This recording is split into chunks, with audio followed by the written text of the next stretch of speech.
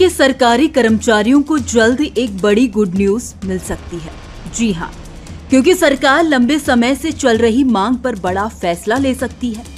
बताया जा रहा है कि सरकारी कर्मचारियों की सैलरी में बढ़ोतरी होने वाली है। 15 अगस्त पर सरकार सैलरी में इजाफे को लेकर घोषणा कर सकती है। दरअसल लंबे समय से केंद्र के सरकारी कर्मचारियों की सैलरी में बढ़ोतरी की मांग थी। ऐसे में आइए जानते हैं कि अगर कर्मचारियों की सैलरी में बढ़ोतरी होगी तो कितनी होगी और बढ़ोतरी के बाद कर्मचारियों की बेसिक सैलरी कितनी होगी। जानकारी के मुताबिक बेसिक सैलरी बढ़कर 26,000 रूपए किए जाने को लेकर बात चल रही है, जो मौजूदा समय में 18,000 रूपए है। हालांकि अभी तक सरकार ने इसके लिए कोई भी आधिकारिक घोषणा नहीं की है। आपको बता दें कि फिटमेंट फैक्टर में इजाफे के लिए कर्मचारी लंबे समय से मांग कर रहे हैं। कर्मचारियों का कहना है कि वर्तमान सैलरी संरचना महंगाई और जीवन यापन की बढ़ती लागत के अनुरूप नहीं है, लेकिन अभी तक कोई भी ठोस जवाब उन्हें नहीं मिला है। 7वें वेतन आयोग की सिफारिशों के मुताबिक फिटमेंट फैक्टर 2.57 रखा गया। केंद्रीय कर्मचारियों की सैलरी तय करते समय भत्तों के अलावा जैसे कि महंगाई भत्ता, ट्रैवल भत्ता, house rent allowance, basic salary को फिटमेंट फैक्टर 2.57 से गुणा करके निकाला जाता है।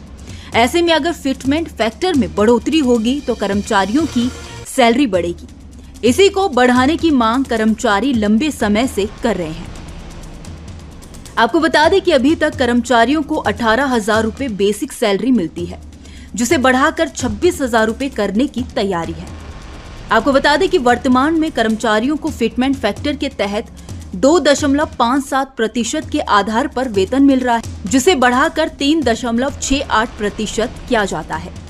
तो कर्मचारियों के न्यूनतम वेतन में 8,000 रूपए की बढ़ोतरी होगी। इसका मतलब है कि केंद्र सरकार के कर्मचारियों का न्यूनतम वेतन 18,000 रूपए से बढ़ाकर 26,000 रूपए कर दिया जाएगा।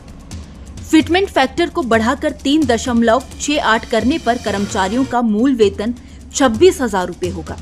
अभी अगर आपका न्यूनतम वेतन 18,000 रूपए है तो आपको भत्तों को छोड़कर 2.57 फिटमेंट फैक्टर के अनुसार 46,260 रूपए मिलेंगे। अब अगर फिटमेंट फैक्टर 3.68 होता है तो आपका वेतन 95,680 रूपए होगा। हालांकि अभी तक कोई भी सरकार की ओर से आधिकारिक घोषणा नहीं की गई है, लेकिन ऐसा माना जा रहा है कि सरकार 15 अगस्त के आसपास इस मामले में बड़ा फैसला कर सकती है, जिसकी जल्दी घोषणा होगी। सभापति महोदय, जब बीजेपी की सरकार, जब बीजेपी के लोग विपक्ष में रहे तो ओपीएस की बातें किए। 10 साल से आप सत्ता चला रहे हो, 11वां बजट पेश कर रहे हो। पूरा देश आज ओपीएस के लिए, सरकारी कर्मचारी परेशान है। कहीं ओपीएस की चर्चा नहीं है, पुरानी पेंशन की कोई चर्चा नहीं है। सभापति महोदय, पुरानी पेंशन तो पुरानी पेंशन, हम मांग करते हैं। बहुत बड़े राष्ट्रभक्त आप बनते हो, मैं मांग करता हूं देश के पैरामिलिट्री फोर्सेस को आप पुरानी पेंशन दीजिए। मैं मांग करता हूं, आप राष्ट्रभक्त हैं ना, सीमा पे जो सुरक्षा कर रहे हैं, जो शहादत झेल रहे हैं, मेरी मांग है कि आप उनकी ओपीएस दीजिए। वो आप ओपीएस नहीं दे पाओगे। इसी तरह से सभापति महोदय, देश के अंदर जिंदाबाद जिंदाबाद, ये सरकार मुर्दाबाद मुर्दाबाद मुर्दाबाद।